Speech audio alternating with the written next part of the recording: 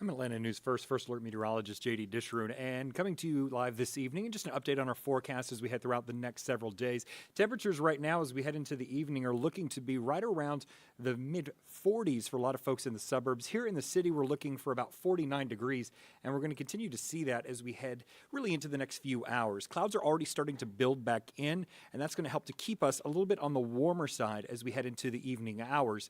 So you're going to notice tonight not quite as cold for a lot of us as you head out the door for those evening plans. You'll still want to bundle up, though. We're talking temperatures right now, 39 in Blue Ridge, 39 also into Hiawassee, 49 here in Atlanta. We mentioned 46 down in Newnan, 45 in Locust Grove. Now, as we make our way into the rest of the evening hours, notice we really don't get below freezing as we head into the overnight hours. In fact, the only folks really looking for that potential to see temperatures below freezing are to be in the North Georgia mountains, and that's where we're going to see a little bit less cloud cover and a little less influence from that system that could be bringing us the chance of showers during the overnight hours. Speaking of which, here is that system.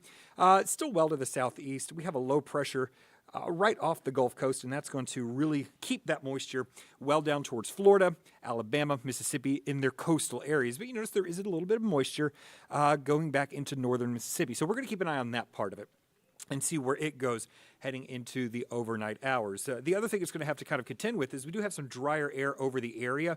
That's going to help to limit a lot of the moisture. So right now, at this moment, humidity is right around 35%. It's got to kind of climb up to about 50 to 60 before we see that rain fall. Now, by 3 o'clock, a few isolated showers. And I want to emphasize, for the most part, this is south of Interstate 20. So when we're talking like Alpharetta, Canton, Gainesville, you're not seeing the rain for tonight. You're going to see the clouds, but the shower should stay south of 20. Maybe a few spots every now and again, because obviously 20 is not a straight line.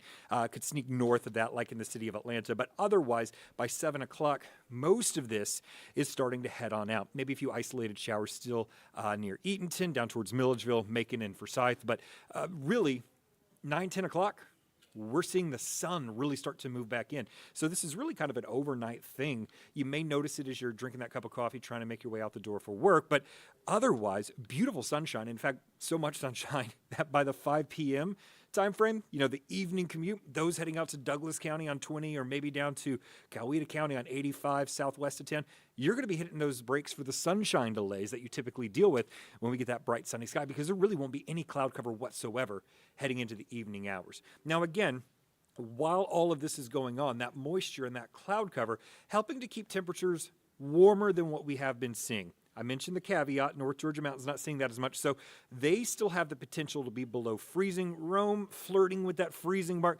Everyone else, though, this is the first night in a very long time that we're going to be seeing temperatures above freezing as you walk out the door for your Monday morning. That means 40 degrees here in Atlanta. Some folks in Midtown, downtown, down towards the airport may not even get into the 30s, but once you really get outside the perimeter, I think we'll see those mid to upper 30s as we go on in towards the rest of the period. So, thankfully, though, temperatures will start to climb as we head on in towards tomorrow. We'll be seeing 40s already by 9 a.m. for a lot of folks, and then getting up near 60 by the time we head into the afternoon. In fact, looking at a temperature of around 61 degrees, basically, we're going to see this warming trend because high pressure is really going to start to build in as we go through the next several days. And what that's going to do is it's going to allow our temperatures to slowly rise. So 61 tomorrow will turn into 68 by the time we get into your Tuesday, and then maybe 70s as we head on into Wednesday. But for tomorrow, first time in a long time for folks that we're going to see temperatures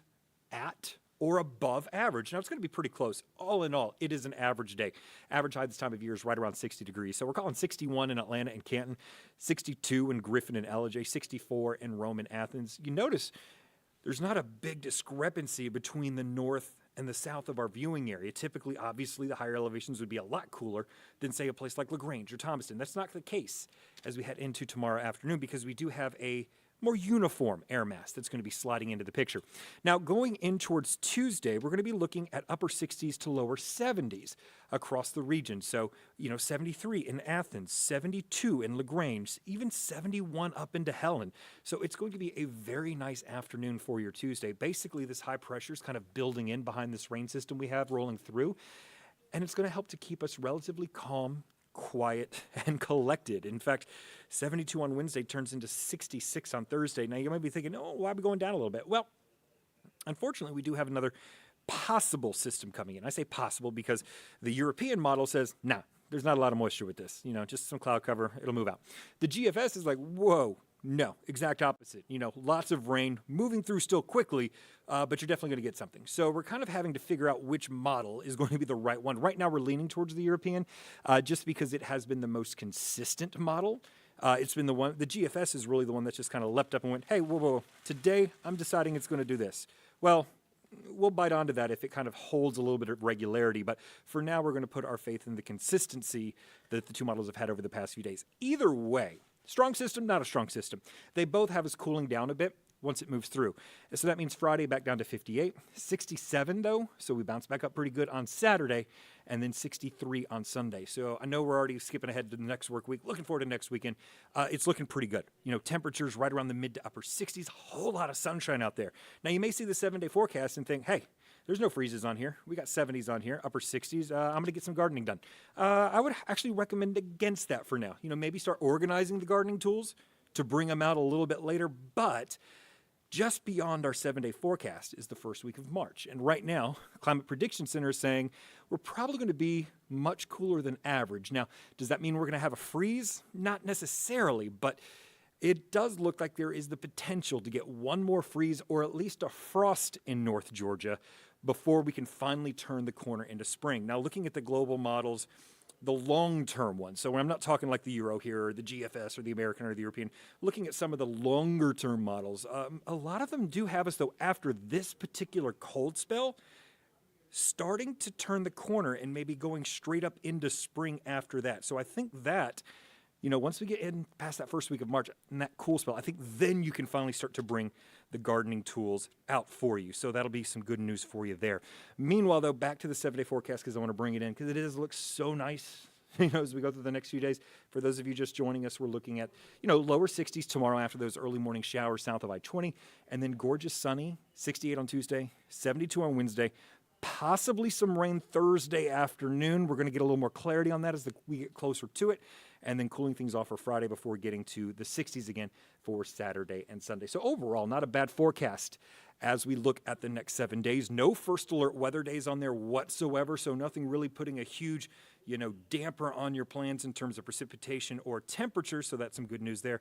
In other words, what I'm trying to tell you is just kind of get out there and enjoy it, because it actually is pretty nice for this time of year.